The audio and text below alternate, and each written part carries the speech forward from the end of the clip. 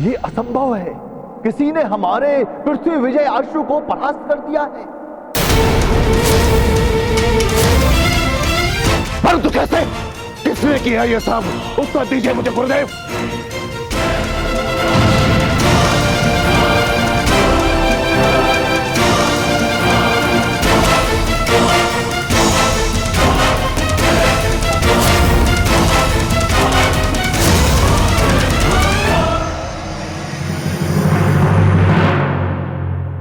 मयूर पंख? बालक बहुत मायावी है महाराज। मैंने बहुत प्रयास किया किंतु उसके सर पर लगा मोर का पंख मेरी शक्ति हिला ना पाई। मुझे क्षमा कर दीजिए महाराज, मैं अपना वचन निभा ना पाया। कृष्ण, इसका देव भी मेरा काल, वो कृष्ण अभी भी जीवित है।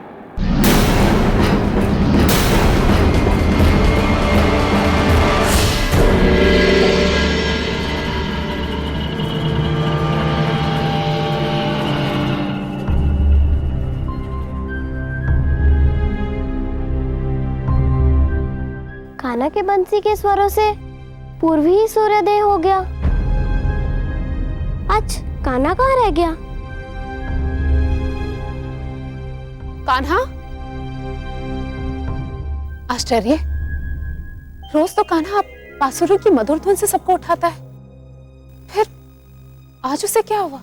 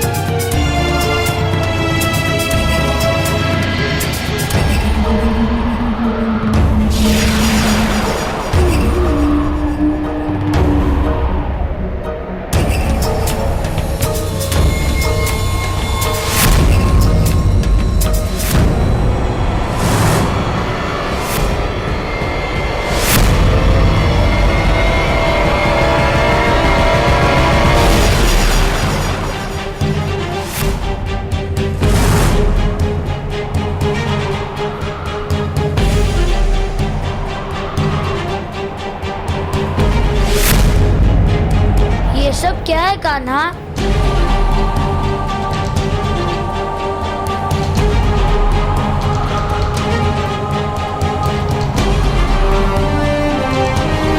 ये कैसे हो सकता है? एक ही रात्रि में पेड़ पौधे वनस्पति सब नष्ट कैसे हो सकते हैं?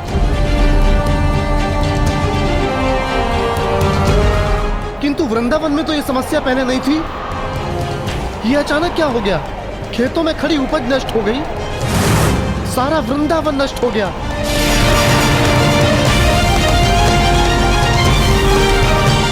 एक ही रात्रि में वृंदावन बंजर कैसे हो सकता है?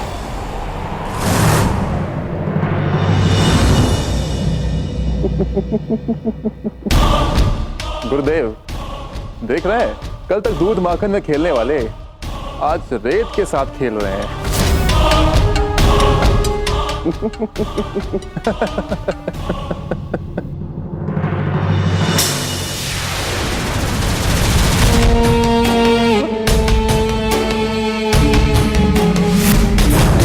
महाराज, हम तो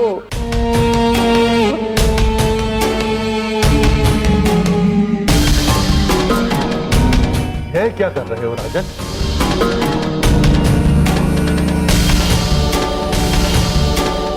ये क्या हो रहा है महाराज? ये रेत तो जा ही नहीं रही है। ये मिट्टी तो बढ़ती जा रही है मित्र। हाँ आर्य, ये क्या हो रहा है?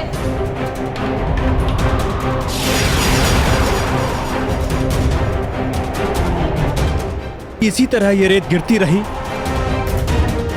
तो बहुत जल्द पूरा वृंदावन इस रेत में समा जाएगा।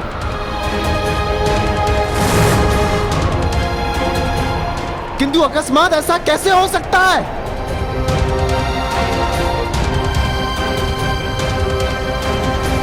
आर्य, ये सब क्या हो रहा है?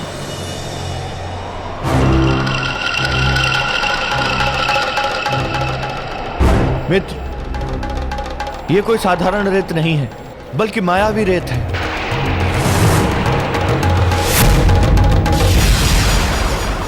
ये रेत तो बढ़ती जा रही है। महाराज, मेरी सहायता कीजिए महाराज।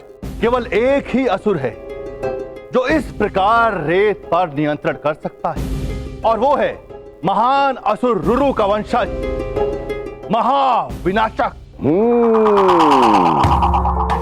सही कहा आपने गुरुदेव, महाविनाशक, जो वृंदावन और कृष्णा का नाश कर देगा।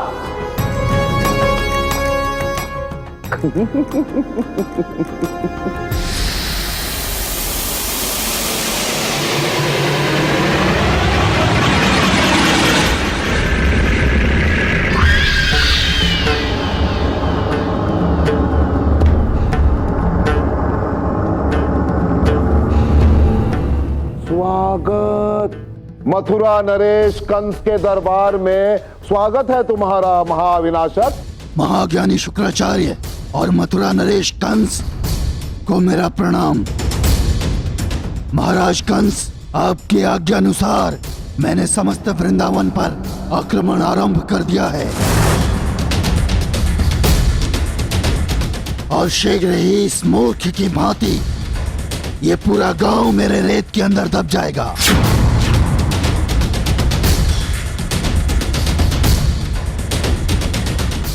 यदि ये मायावी रेत है तो इसके पीछे कंस का हाथ लगता है। नहीं उपनंद, ऐसा नहीं हो सकता है। हम लोग 6 साल तक सुरक्षित थे, फिर कंस हम पर आक्रमण कैसे कर सकता है? और उसे तो पता है हम समस्त गोकुलवासी मारे जा चुके हैं, फिर अचानक से उसका आक्रमण करने का क्या उद्देश्य है? उद्देश्य है तो बहुत बड़ा उद्देश्य है। मेरे घोड़ों को मारने की क्षमता इस संपूर्ण विश्व में किसी के पास नहीं है, केवल और केवल उस कृष्णा के पास है। 6 वर्ष वो चुप रहा, परंतु अब जब वृंदावन वासियों को तड़पता हुआ देखेगा, संकट में देखेगा, तो उनकी सहायता करने वो अवश्य आएगा। और तब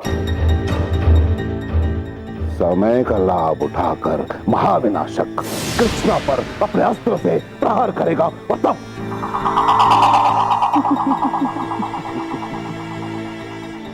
कृष्णा का अंत हो जाएगा।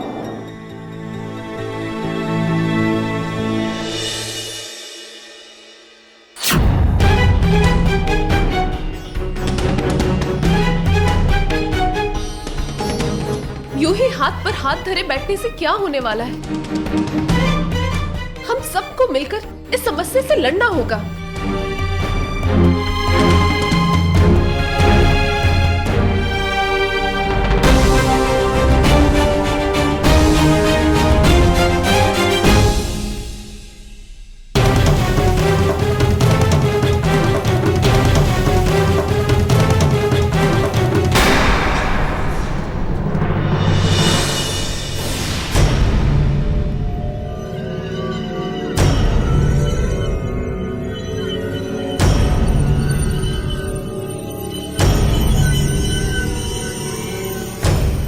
महाविनाशक, ये क्या हो रहा है? कुछ नहीं महाराज कंस, ये नादान वृंदावन वासी मेरे रेत को हटाने का व्यर्थ प्रयास कर रहे हैं।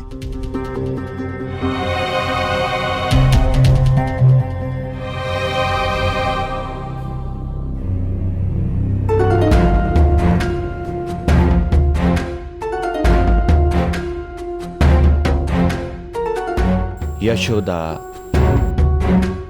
ये सब व्यर्थ है। देखो, ये सब मरुस्थल हो गया है। ये रेत इकट्ठा करोगी, पुनः एकत्रित हो जाएगी। देखो, चारों ओर सब रेत ही रेत दिखाई दे रहा है। यशोदा, यह असंभव है। लाओ मुझे दे दो। आर्य, किंतु हम इस समस्या से इस तरह हार तो नहीं मान सकते ना। हमें कुछ तो करना होगा। हाँ यशोदा बहन, हम ऐसे हार नहीं मानेंगे। हाँ हाँ काकी, आप उचित कह रही हैं।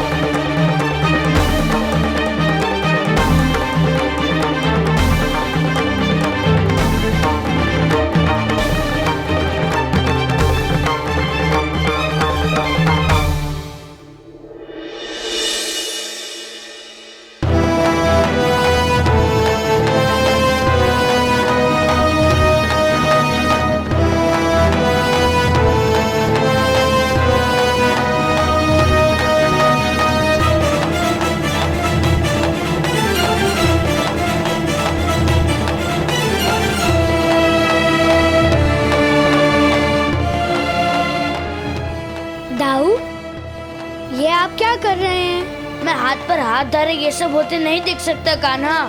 मैं ये रेत हटा कर रहूंगा।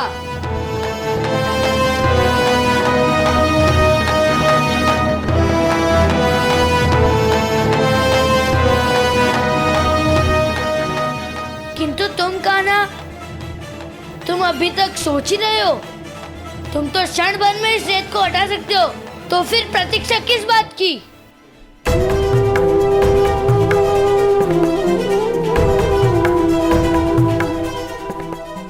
मनुष्य के जीवन में हर घटना किसी उद्देश्य से ही घटित होती है और हर घटना से मनुष्य को कुछ न कुछ सीख मिलती है।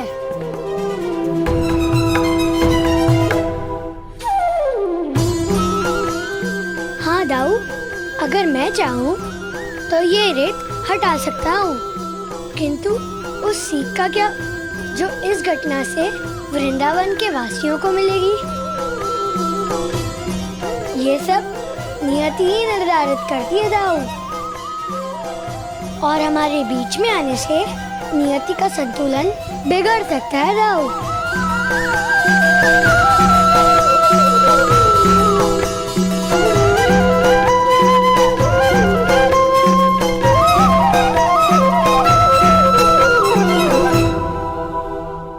तुम भी अन्य असुरों की भांति बस देखने में शक्तिशाली हो। मुझे तो लगता है कि तुम्हारे लिए वृंदावन वासियों को कृष्ण की आवश्यकता भी नहीं पड़ेगी। महाराज, आपको नहीं लगता कि हर बार की भांति हमारी ये योजना भी विफल हो रही है? इस बार भी शिकारी स्वयं शिकार हो रहा है महाराज।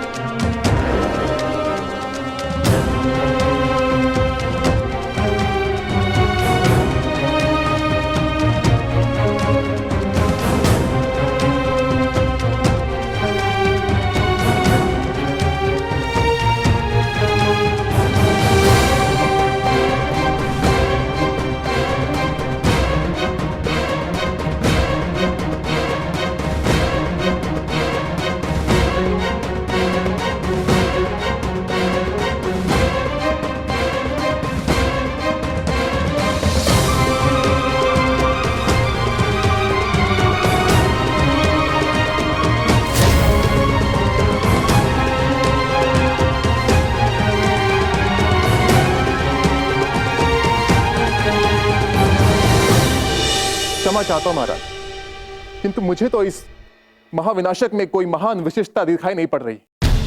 किंतु जब ये साधारण वृंदावन वासियों को नहीं रोक पाया तो फिर कृष्णा, प्रश्न नहीं उठता महाराज। मूर्ख हो तुम, मूढ़ बुद्धि हो। अरे महाविनाशक अपने आप में एक विशेष असुर है। हाँ विकट, महाविनाशक कोई साधारण असुर नहीं है। इसे एक विशेष वरदान प्राप्त है।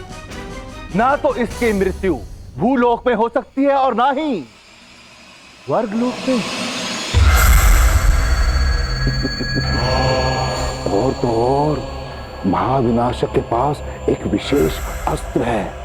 यदि शत्रु का नाम लेकर उसे छोड़ दिया जाए तो शत्रु के प्राण हरे बिना वो वापस लौटता ही नहीं, प्राण हर कर ही लौटता है। और महाविनाशक को केवल महाविनाशक का अस्त्र ही मार सकता है, और इसका मंत्र केवल और केवल महाविनाशक के पास है। स्वयं ब्रह्मा ने खुद वो अस्त्र इसे प्रदान किया था। इसका अर्थ ये हुआ कि इसका अंत असंभव है। महाराज मुझे क्षमा कीजिए महाराज, मैंने आपके चुनाव पर संदेह किया, मुझे यहां से बाहर निकालिए महाराज। जिस प्रकार तू अपने प्राणों के लिए रो रहा है विकट, उसी प्रकार पूरे वृंदावन वासी जब मेरे रेत के अंदर दब रहे होंगे तब कृष्ण को बाहर आना ही होगा। और जैसे ही कृष्ण बाहर आएगा मैं अपने महाविनाशक अस्त्र का संचालन कृष्ण का आवाहन लेके करूंगा, और फिर कृष्ण का अंत निश्चित है। इस बार मेरा वार अचूक है। देखता हूं कैसे बचता है कृष्णा इस बार। वो तो अच्छा हुआ कि मैं यहाँ तुम सबकी सहायता के लिए उपस्थित था, अन्यथा पता नहीं कि तुम सबका क्या होता।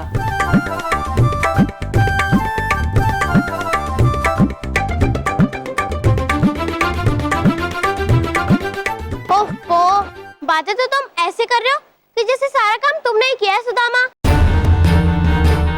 मत भूलो कि काकी के साथ किया गया कार्य का प्रारंभ हम लड़कियों ने ही किया था।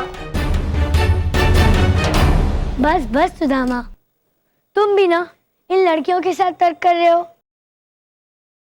और वैसे भी ये समय अपना यशगान गाने का नहीं है, समस्या अभी तक टली नहीं है। तुम कहना क्या चाहते हो कान्हा?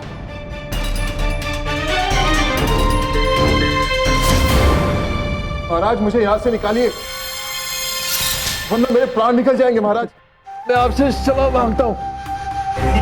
अब इस रेत को कोई नहीं हटा सकता।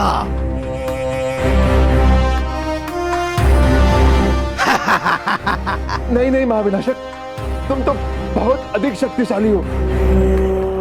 अब किसी भी प्रकार मुझे यहाँ से निकालो, मैं तुम्हारी शक्तियों को समझ नहीं सका। मेरी सांसों में रेत घुसती जा रही है, निकालो मुझे यहाँ से।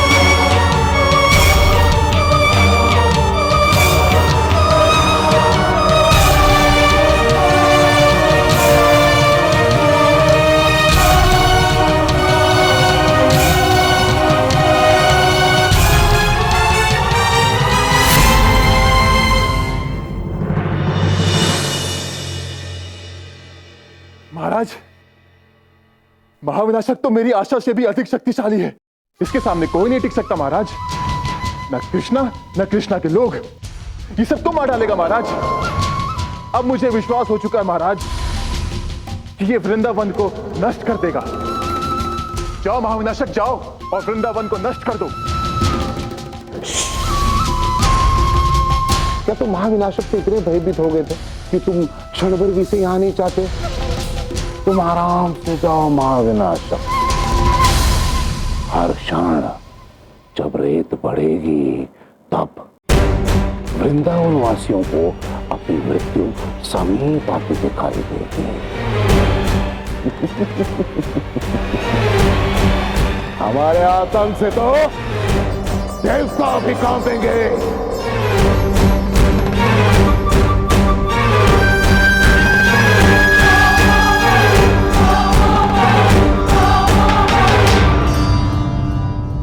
और अब तुम आ गए अपने मित्रों का पक्ष लेने, किंतु सत्य तो सत्य ही होगा ना। काकी की सहायता के लिए हम सब लड़कियां ही आई थी और तुम सब तो खड़े खड़े मुंह ताक रहे थे।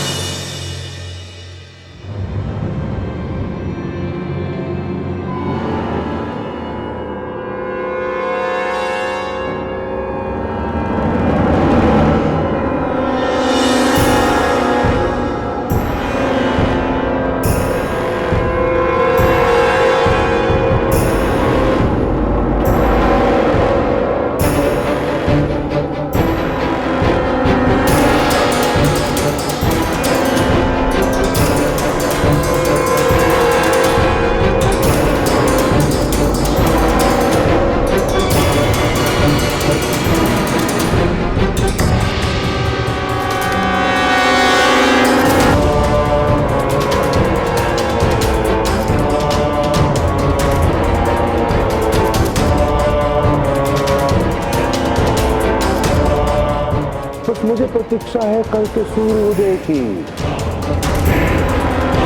क्योंकि कल के सूर्योदय के बाद इस संपूर्ण धरती पे वृंदावन का एक भी चिन्ह नहीं मिलेगा।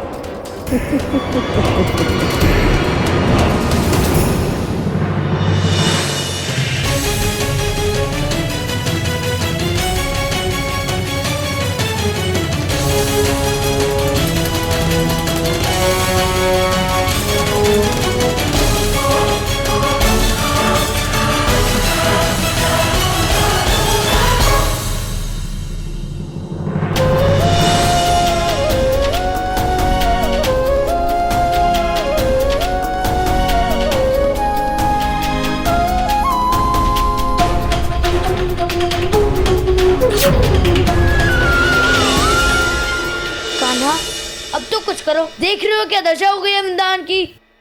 क्या अभी तुम हाथ पैदल ऐसे ही बैठे रहोगे? दाऊ, आपकी एक ही बुरी आदत है, आप तनिक भी धैर्य नहीं रखते। अपनी विज्ञता के लिए अपनी शक्तियों को व्यर्थ नहीं करना चाहिए।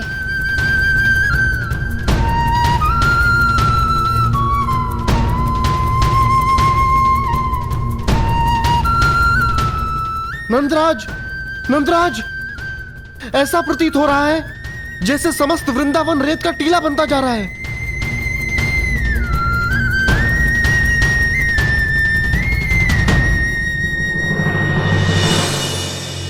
किंतु कान्हा, वो दुष्ट अपने वरदान का अनुचित उपयोग कर रहा है। हमें उसे उत्तर देना ही चाहिए। मेरे पास एक उपाय है। मुझे पता है हमें क्या करना चाहिए।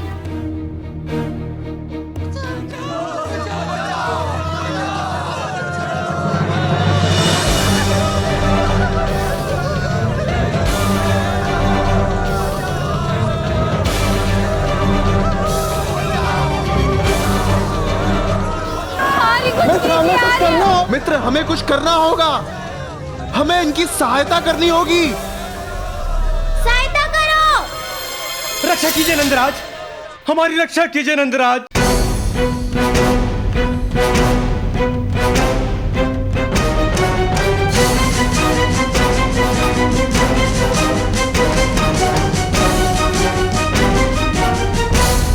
बाबा,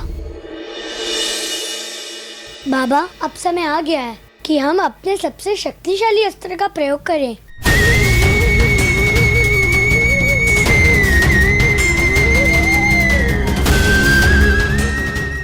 कौन सा अस्त्र लल्ला?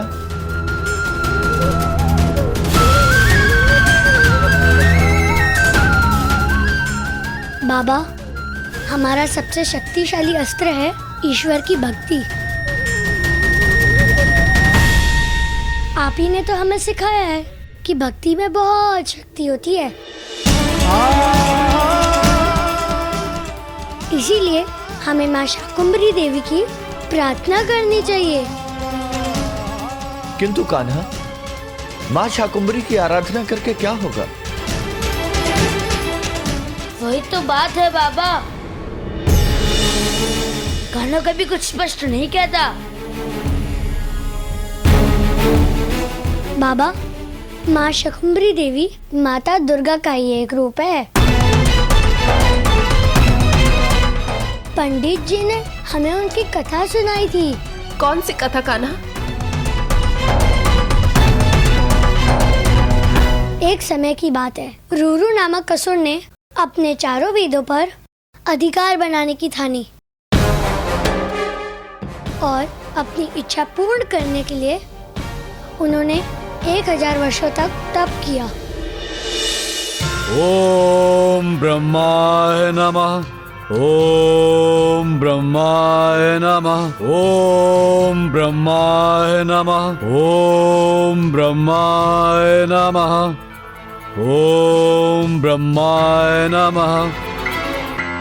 रूरू के तप के विषय में जानकर इंद्रदेव क्रोधित हुए और स्वर्गलोक पर आक्रमण के भय से उन्होंने वरुण देव को रूरू का तप भंग करने का आदेश दिया।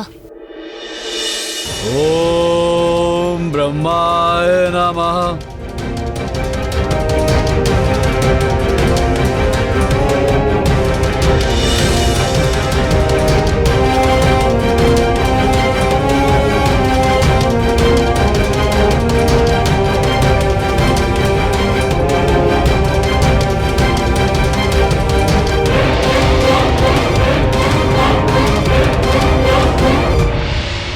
तेरी तपस्या भंग होगी रूरू।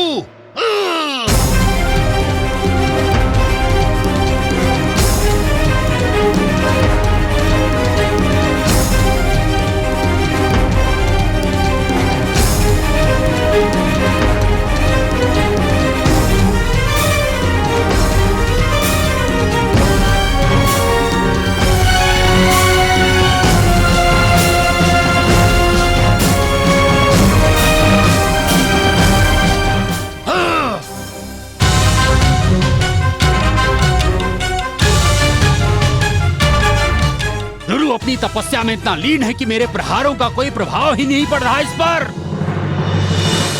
और जब वरुण देव अपने हर प्रयास में विफल रहे तो अग्निदेव रूरू की तपस्या भंग करने आए।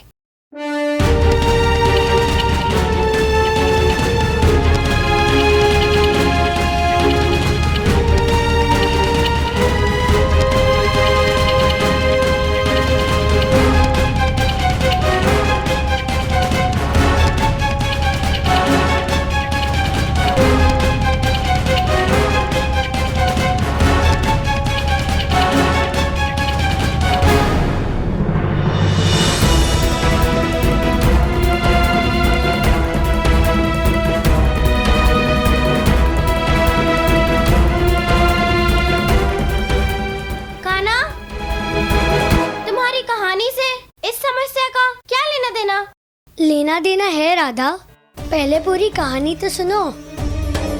और इस प्रकार एक एक करके सभी देवता रूरू की तपस्या भंग करने में विफल रहे। 1000 वर्ष की घोर तपस्या के बाद ब्रह्मदेव ने प्रसन्न होकर रूरू के समक्ष प्रकट होने का निर्णय लिया। रूरू, अपनी आंखें खोलो वत्स।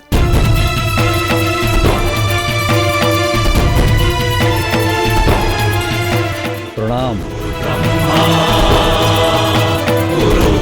हम तुम्हारी तपस्या से अति प्रसन्न हुए। मांगो, क्या वरदान मांगना चाहते हो? ब्रह्मदेव, मैं चाहता हूं कि आपके द्वारा लिखी हुई चारों वेदों पर केवल मेरा अधिकार हो। मेरे सिवाय इस संसार में किसी और को उन वेदों का ज्ञान ना हो। तथास्तु।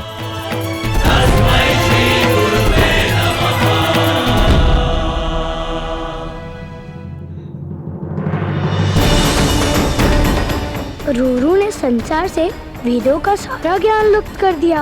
इस कारणवश पृथ्वीवासी अनुष्ठान, पूजा पाठ, हवन, मंत्र सब कुछ भूल गए।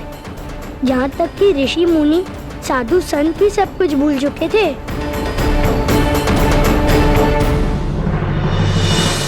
ज्ञान के अभाव में साधु संत, ऋषि मुनि इधर उधर भटकने लगे। मंदिर सूने हो गए थे क्योंकि अब उनमें पूजा नहीं होती थी। और इस प्रकार सभी कार्यक्रम समाप्त होने से देवताओं का तेज कम होते जा रहा था और इसका असर उनकी शक्ति पर पड़ा। और इसी अवसर का लाभ उठाया रूरू ने।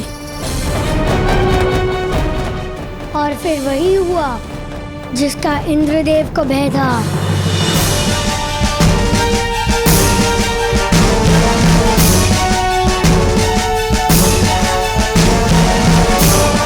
अगर यही चलता रहा तो रूरू शीघ्र ही स्वर्गलोक पर अधिकार कर लेगा। एक ही उपाय बचा है, वज्र शस्त्र का उपयोग।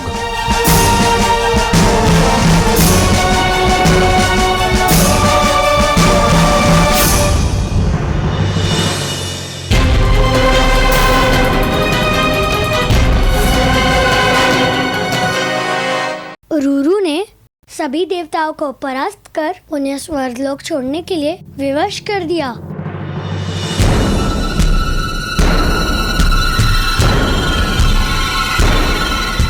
देवताओं एक शक्तिहीन होने के कारण समस्त संसार में असुरों का राज हो गया। संसार में हाहाकार मच गया और वर्षा न होने के कारण सूखा पड़ने लगा और जल सूत्र सूखने लगे। सारी पृथ्वी पर अकाल पड़ने लगा। एक बूंद कहीं से जल मिल जाए।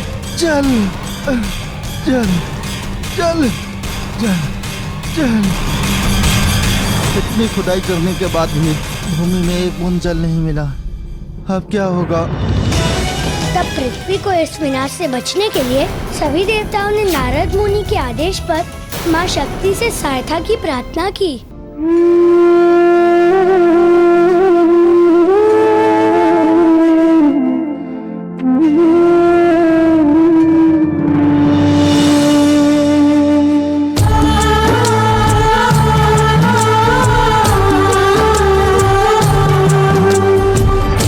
बिना वेदों के जग में मच गई त्राही त्राही। देव मुनियों ने मिलकर माता को टेर लगाई। देवता और मनुष्य पर आया संकट देखकर माता बहुत दुखी हो जाती है और अपना विराट रूप धारण कर लेती है। शाकंभरी का नाम भजो मां शाकंभरी का नाम। शाक फल लिए हाथ में प्रकट हुई मात भवानी। हृदय भर आया माँ का सुनी जो करुण कहानी। आपका ये शाकुंभरी रूप अत्यंत अलौकिक है माता।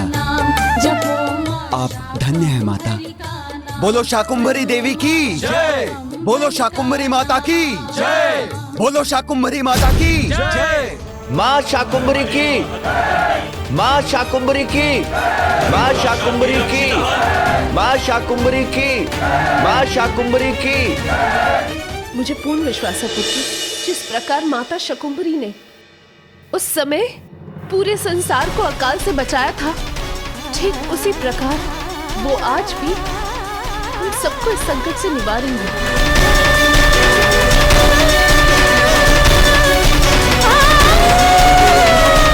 पुत्री, तू कितना समझदार हो गई। तुझे तो सब कुछ पता है। हाँ मैया, वो ऋषि गर्ग है ना, उन्होंने ही हमें एक कहानी सुनाई थी।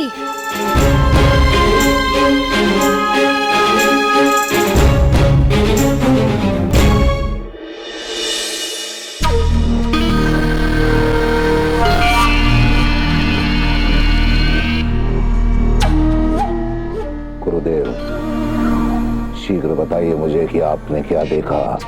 राजन, पता नहीं क्यों मैं अपनी दिव्य दृष्टि का प्रयोग करके भी कुछ देख नहीं पा रहा हूं। कहीं ऐसा तो नहीं कि मेरे भय से वृंदावनवासी पहले ही मर गए? देखिए गुरुदेव, कुछ भी हो, मैं वृंदावन वासियों के चेहरे पर मृत्यु का भय देखना चाहता हूँ, वो भी शीघ्र। कुछ कीजिए आप। ठीक है, मैं पुनः प्रयत्न करता हूँ। कितनी बार प्रयास करेंगे गुरुदेव? शीघ्र कुछ कीजिए ना, कीजिए। महाविनाशक, तुम शीघ्र अतिशीघ्र वृंदावन जाओ और अपनी रेत से आक्रमण करना प्रारंभ करो। जाओ।